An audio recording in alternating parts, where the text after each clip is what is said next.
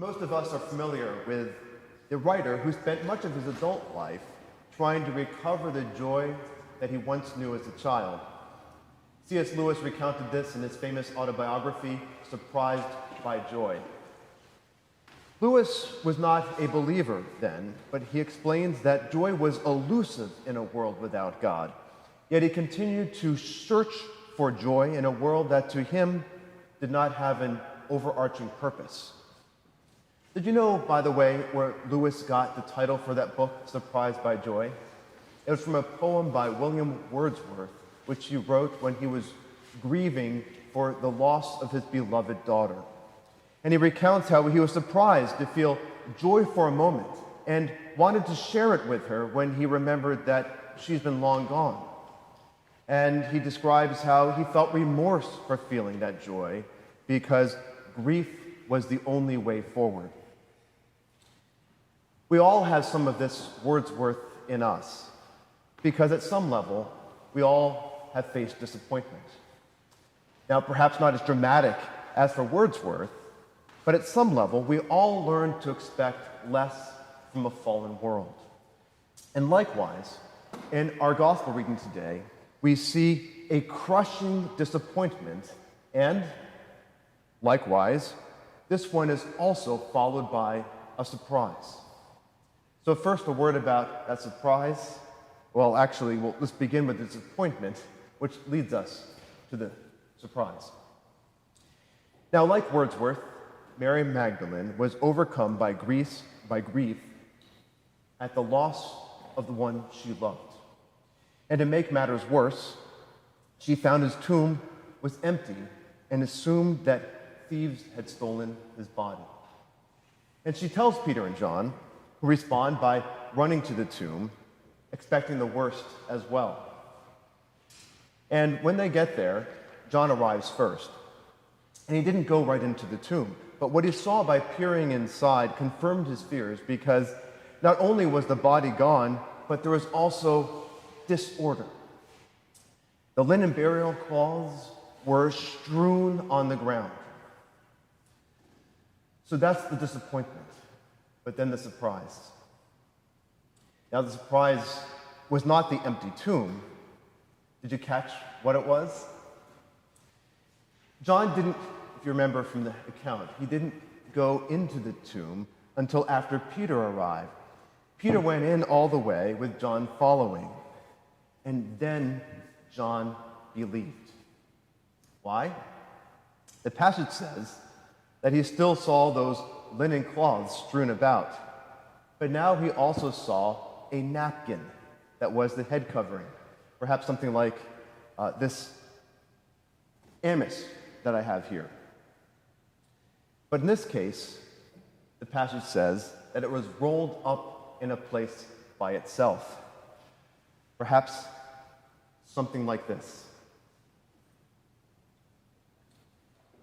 This was order in the midst of chaos. John was surprised by order. Head coverings don't get rolled up and put neatly by themselves by grave robbers. So no, this showed intentionality and care. And this confirmed to John that Jesus' promises were true. And so this, for us, is a pattern that we also must follow. And at this point, we can consider what we can take away from this. The passage says that John saw and believed. He was not expecting order, but that order changed everything. John didn't yet understand everything about the resurrection. The passage says plainly that he did not understand the scripture that he had to rise from the dead. But this set him on the trajectory to fuller belief.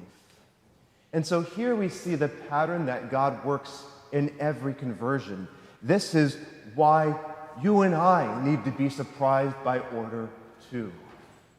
To see how this works, let's look closer at C.S. Lewis and his surprise. Even when Lewis was close to becoming Christian, He didn't expect to find joy from God. And here's how he explains. It may be asked whether I was at all relieved by the thought that I was now approaching the source, that is, God, from which those arrows of joy had been shot at me ever since childhood.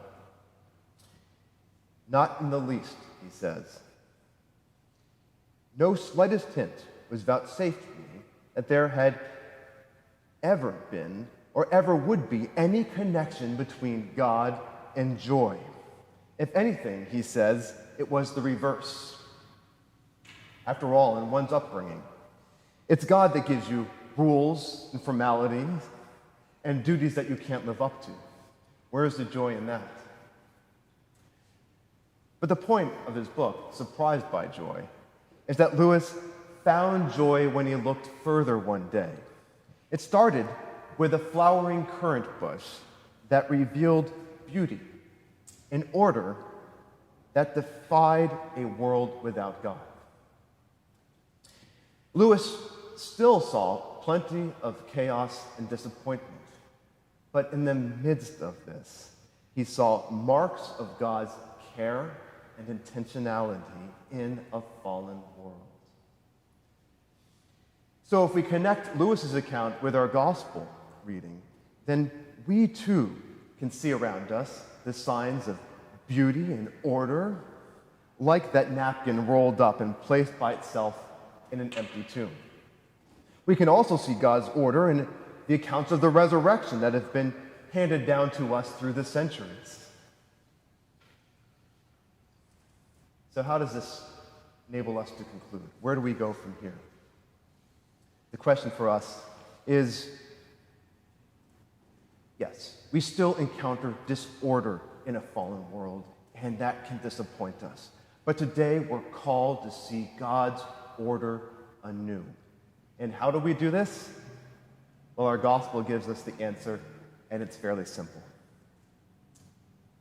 Walk further into the empty